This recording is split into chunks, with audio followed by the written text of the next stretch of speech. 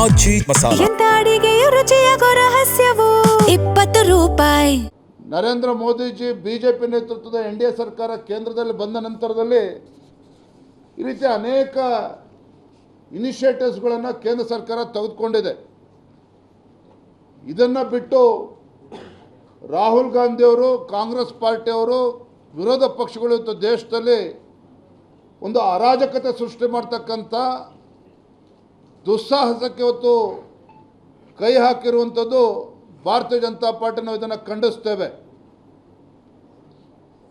ಪ್ರಧಾನಮಂತ್ರಿಗಳ ಮನೆ ಮುಂದೆ ಕೂತು ನಾಟಕ ಆಡುವ ಬದಲು ಪಾರ್ಲಿಮೆಂಟ್ ಅಧಿವೇಶನ ಪ್ರಾರಂಭ ಆಗಿದೆ, ಸಮಗ್ರವಾಗಿ ಚರ್ಚೆ ಆಗಬೇಕು ಮತ್ತು ಇದಕ್ಕೆ ಉತ್ತರ ಸಿಗಬೇಕು ಅಂತೇಳಿ ಚರ್ಚೆಗೆ ಮುಂದೆ ಬರಬೇಕಾಗ್ತದೆ. ಅದನ್ನು ಮಾಡೋದನ್ನು ಬಿಟ್ಟು ಈ ರೀತಿ ಗೊಂದಲ ನಿರ್ಮಾಣ ಮಾಡೋದಕ್ಕೆ ಇವತ್ತು ಕಾಂಗ್ರೆಸ್ ಕೈ ಹಾಕಿದೆ. ಇದನ್ನು ನಾವು ವಿರೋಧಿಸ್ತೇವೆ. ಮತ್ತು 20ನೇ ತಾರೀಕು ನಡೆದಂಥ ಗಲಭೆ 158ಕ್ಕೂ ಹೆಚ್ಚು ಪೊಲೀಸ್ ಇಲಾಖೆ ಅಧಿಕಾರಿಗಳ ಮೇಲೂ ಕೂಡ ಇವತ್ತು ಹಲ್ಲೆ ಆಗಿರುವಂಥದ್ದು ಕೂಡ ತಾವು ನೋಡಿದ್ದೀರಿ. ಮಾಧ್ಯಮದ ಸ್ನೇಹಿತರ ಮೇಲೂ ಕೂಡ ಇವತ್ತು ಹಲ್ಲೆ ಆಗಿರುವಂಥದ್ದು, ಕತ್ತಿನ ಪಟ್ಟಿ ಹಿಡಿದು ಮಾಧ್ಯಮದವ್ರನ್ನ ಹೊರಗೆ ತಳ್ಳಿರ್ತಕ್ಕಂಥ ಘಟನೆ ಕೂಡ ತಾವು ನೋಡಿದ್ದೀರಿ. ಮಾಧ್ಯಮದವ್ರ ಮೇಲೂ ಕೂಡ ಹಲ್ಲೆ ಆಗಿರ್ತಕ್ಕಂಥ ತಾವು ನೋಡ್ತಾ ಇದ್ದೀರಿ. ಇದನ್ನು ಯಾರೂ ಕೂಡ ವಿದ್ಯಾರ್ಥಿಗಳು ಮಾಡೋದಕ್ಕೆ ಸಾಧ್ಯ ಇಲ್ಲ. ನಾನು ಮತ್ತೊಮ್ಮೆ ಹೇಳ್ತೇನೆ, ನೀಟ್ ವಿಚಾರವನ್ನು ಇಟ್ಕೊಂಡು ಶಾಂತಿಯುತವಾಗಿ ಪ್ರತಿಭಟನೆ ಒಂದು ಕಡೆ ಆಗ್ತಾ ಇದ್ದರೆ, ಮತ್ತೊಂದು ಕಡೆ ಈ ಸಮಯವನ್ನು ದುರುಪಯೋಗ ಪಡಿಸ್ಕೊಂಡು ಗುಂಡಾಗಳನ್ನು ಅದರಲ್ಲೇ ಬಿಟ್ಟು ಒಂದು ರೀತಿ ಶ್ರೀಲಂಕಾದಲ್ಲಿ, ನೇಪಾಳದಲ್ಲಿ ಯಾವ ರೀತಿ ಗೊಂದಲ ಆಯಿತು, ಜಂಜಿಗಳನ್ನು ಉಪಯೋಗಿಸ್ಕೊಂಡು ದುರುಪಯೋಗ ಪಡಿಸ್ಕೊಂಡು ಅರಾಜಕತೆ ಸೃಷ್ಟಿ ಮಾಡೋದಕ್ಕೆ ಕೈ ಹಾಕಿದೆ.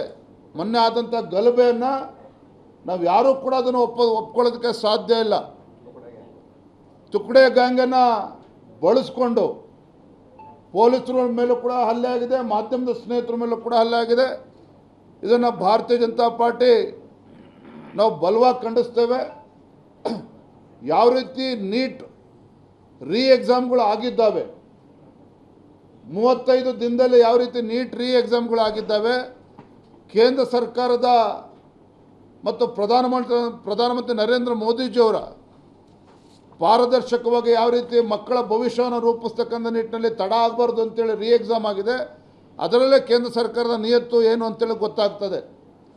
ಆದರೆ ಇದೆಲ್ಲದರ ನಡುವೆ ಕೇಂದ್ರ ಸರ್ಕಾರ ಅಥವಾ ಫ್ರೀ ಆ್ಯಂಡ್ ಫೇರ್ ಎಕ್ಸಾಮಿನೇಷನ್ ಆಗಬೇಕು ಅಂತೇಳಿ ತೀರ್ಮಾನ ಮಾಡಿ ಎಕ್ಸಾಮ್ ಮಾಡಿದ ಮೇಲೂ ಕೂಡ ಗೊಂದಲವನ್ನು ಸೃಷ್ಟಿ ಮಾಡೋದಕ್ಕೆ ದೇಶದಲ್ಲಿ ವಿರೋಧ ಪಕ್ಷಗಳೇನು ಮಾಡ್ತಾ ಇದ್ದಾರೆ.